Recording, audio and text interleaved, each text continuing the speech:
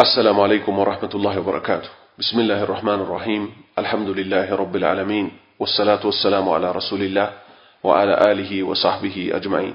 إن شاء الله تعالى يتشاطر يالج دمص فايل متهونو زكاة الفطر أسملكتو يهونا المالتنا.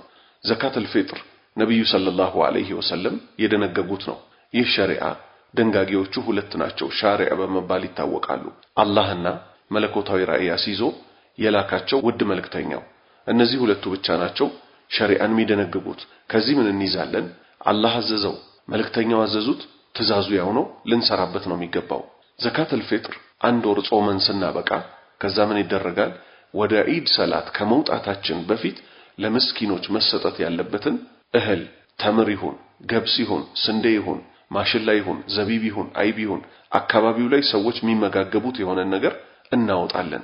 ልኬታም ያላህ መልእክተኛ አስቀምጠውለታል። ለዚህ ሁሉ ማስረጃው ቡኻሪና ሙስሊም የዘገቡት ከአብዱላህ ኢብኑ ዑመር የተወሰደ ሐዲስ አለ። አን ኢብኑ ዑመር ረዲየላሁ ዐንሁማ ቃል ከአብዱላህ ኢብኑ ዑመር አላህ መልካም ስራቸውን ይወደድላቸውና እንዲህ አሉ።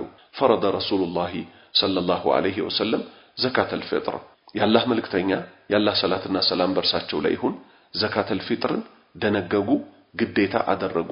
ፈረደ ሚለውን አስምሩበት። ስለዚህ ግዴታ ነው፣ አቅም ላለው ሰው ይሰራዋል ማለት ነው። ልኬታውስ ሰዓ ሚን ተምሪን አሉ። ከ2.5 ኪሎ እስከ 3 ኪሎ ድረስ ያለው አንድ ቁና በመባል ይታወቃል። ሰዓ ሚን ተምሪን ማለት አንድ ቁና ተምር። እንግዲህ አገሪቱ ላይ ሰዎች የሚጠቃቀሙት የሚበሉት ተምር ከሆነ 2.5 እስከ 3 ኪሎ ድረስ ያለ ተምር ይወጣል ማለት ነው። አው ወይንም ደግሞ ሰዓ ሚን ሸዒሪን ከገብስም ልክ እንደዚሁ ከ2.5 ኪሎ እስከ 3 ኪሎ ድረስ አለል አብዲ ወልሑር በባሪያም ላይ በጨዋም ላይ ወዘከሪ ወልኡንሳ በወንድም በሴትም ላይ ወሰጊሪ ወልከቢር በትንሽም በትልቅም ላይ ሚነል ሙስሊሚን ሙስሊም ከሆኑ ወአመረ ቢሃ ግዴታ ደግሞ አድርገዋታል አንቱ አዳ እንድትሰጥ ቀብለ ኹሩጂ ናሲ ሰዎች ከመውጣታቸው በፊት ኢለ ሰላቲ ወደ ሰላት ከመውጣታቸው በፊት ሙተፈቁን ዐለይህ ቡኻሪና ሙስሊም ዘግበውታል። ወተጂቡ እቺ ዘካተል ፊጥር እኮ ግዴታ ናት ደግሞ ለማን? ሊነፍሲሂ ሰውየው ለራሱ ግዴታ ይሆንበታል፣ የራሱን ማውጣት አለበት። ወሊመን ተልዘሙሁ ሙዕነቱ እሱ ስር ደግሞ የሚቀልባቸው ሰዎች ካሉ ለነሱም ማውጣት ግድ ይለዋል። ለምሳሌ አንድ የቤት አባወራ ሚስቱን ለማስተዳደር ልጆቹን ለማስተዳደር ኃላፊነት ተሰጥቶታል ከአላህ። ለራሱ ብቻ ሳይሆን እነሱ ሁሉ ምን ይሆናሉ? በሱ ስር ናቸው፣ ሊያወጣላቸው ይገባል ማለት ነው። እዚህ ጋር አንድ ወሳኝ ነጥብ ማንሳት ፈልጋለሁ። እሱም የቤት ሰራተኞች ገንዘብ ያገኛሉ፣ ደሞዝ ተከፋይ ናቸው፣ ነፍሳቸውን ችለው የራሳቸውን ሊያወጡ ይገባል። አንድ የቤት አባወራ በሱ ስር ወይም እሱ ቤት ስር የሚሰሩት የቤት ሰራተኞች ለሱ ግዴታው አይደሉም፣ በነፍሳቸው ግዴታው መወጣት አለባቸው። እዚህ ጋር እዝነት ያለ አግባብ ቦታ መምጣት የለበትም። ገንዘብ እየከፈላቸው ነው፣ ነፍሳቸውን አውቀዋል፣ ለነፍሳቸው ራሳቸው ተጠያቂ ናቸውና አውጥተው ይሄንን እህል ለሌሎች ምስኪኖች መርዳት አለባቸው።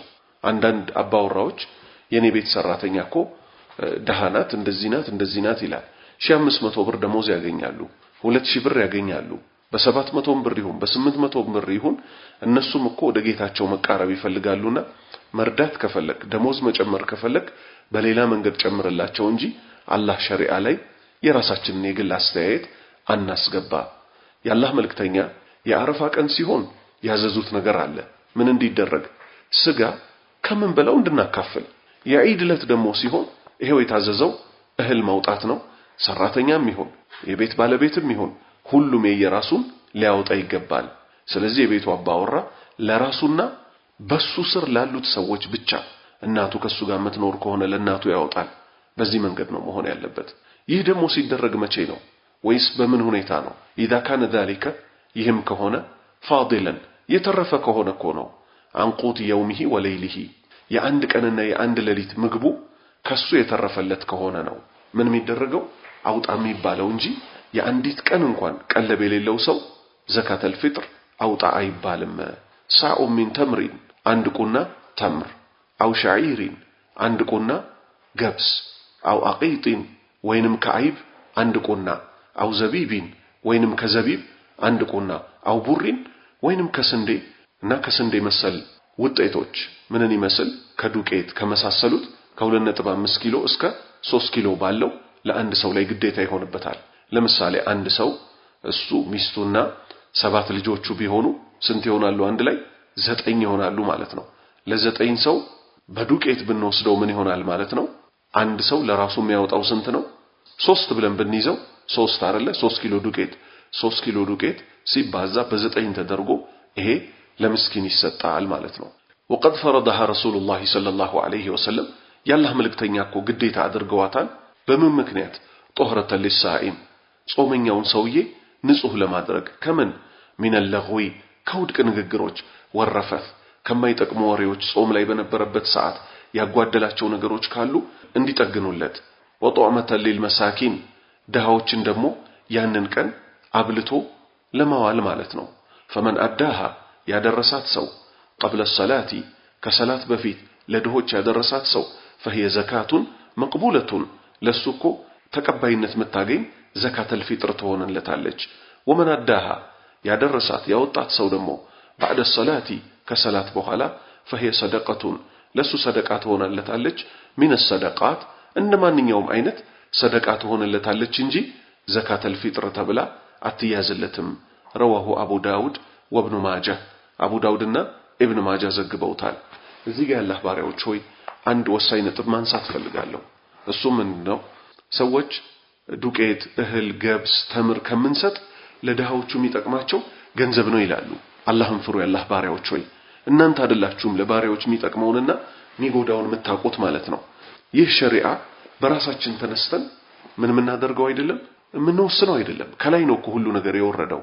የአረፋ ቀን ካስታወሳችሁ እናርዳለን በግ ከምናርደው ላይ 1/3 ለምስኪኖች ይሁን ተባለ።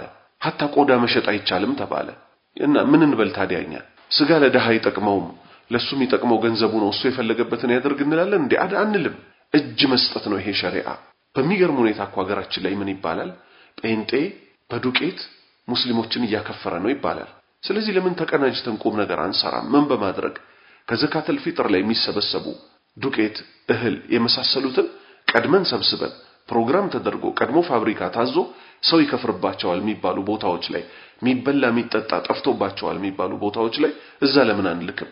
እንዲያውም አብዛኛውን ጊዜ እያየን ያለነው ሰዎች ከሀብታሞች በሚሰጣቸው ብር ጫት ሲቅሙበት ማይረባ ነገር ሲሰሩበት።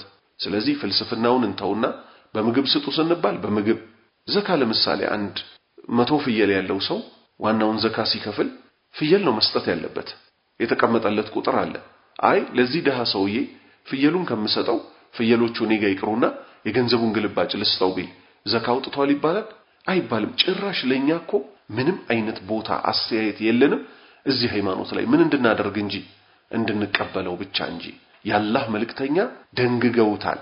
በተምር በአይብ በገብስ በእንደዚህ ተብሎ ተቀምጦ ሲያበቃ ሰዎች ፍልስፍና ላይ ይወድቃሉ። አንተ ያላህ ባሪያ ሆይ እንዲህ አይነት አስተሳሰብ የምታስብ ሰው ካለ ነብዩን ለማረም እየሞከርክ ነውና ተጠንቀቅ። እንዲህ አይነት ነገሮችን ቆም ብለን ልናስብ ይገባል። ገሌ የሚባሉ ዑለማኮ ችግር የለውም ብለዋል። እኛ ከዑለማዎች ጋር አይደለም ችግራችን። ዑለማዎች ሙጅተሂዶች ናቸው። ልክ ሊናገሩ ይችላሉ፣ ሊሳሳቱ ይችላሉ። ከመልእክተኛው ንግግር ጋር ግን በግልጽ ሲጋጩ ካየን ወይም ሲሳሳቱ ካየን አንቀበላቸውም። ማንም ይሁን ማን ማለት ነው። ስለዚህ አላህ ባሪያዎች ሆይ ይሄ ሁሉ ጊዜ እኔ ለምን እንደሆነ አላቅም ዲንን በቀጥታ ከመቀበል ይልቅ እንዲህ ቢሆንስ እያሉ ዲን ላይ አስተያየት ከመስጠት እንቆጠብ። የሆነ ጊዜ እኮ ልባችን ሊታሸግ ይችላል። በተደጋጋሚ እንዲህ ሸሪዓን መቃረን ላይ መውደቅ አደጋ ነው። አላሁ ሱብሓነሁ ወተዓላ መልካም ኢድ ያደርግልን። በዚሁ ስለ ኢድ ሰላት ትንሽ ጠቀስ ማድረግ ፈልጋለሁ። የኢድ ዕለት ነብዩ ሰለላሁ ዐለይሂ ወሰለም ሀይድ ላይ የሆነች ሴት ሁሉ ወጣ እንድትሳተፍ አዘዋል። ይህ ማለት ግን ሴቶች አለባበሳቸውን የኢድ ዕለት ሊያስተካክሉ ይገባቸዋል። ነብዩ ሰለላሁ ዐለይሂ ወሰለም ምን አሉ? ሴት ልጅ ከቤት ስትወጣ ሰይጣን ያሳምራታል አሉ። ይሄ አሁን ልብ በሉ ምንን ሳይደበልቅ ነው? መተቀባውን ሜካፑን ዲዮድራንቱን ሚሸተውን ምኑን ሳይጨምር ነው። ነብዩ ሰለላሁ ዐለይሂ ወሰለም ምን አሉ? ከቤቷ በመውጣቷ ብቻ ሰይጣን ያሳምራታል አሉ።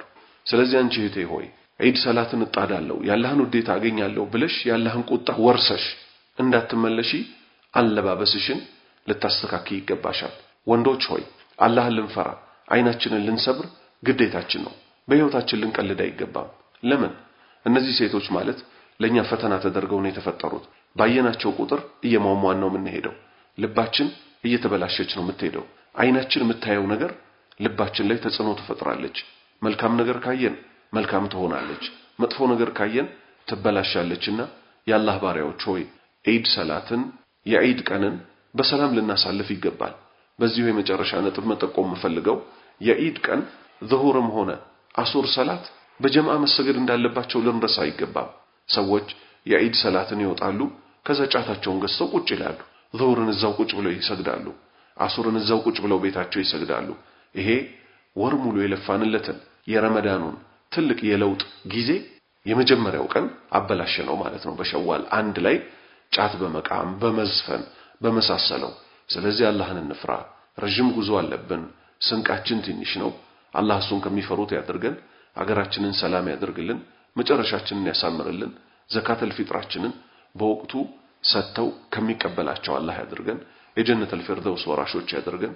እኛንም ዝርያዎቻችንንም ከጀሃነም እሳት ከንፍቅና ከተጠላው ነገር ሁሉ አላህ ይጠብቀን። سبحانك اللهم وبحمدك أشهد أن لا إله إلا أنت أستغفرك وأتوب إليك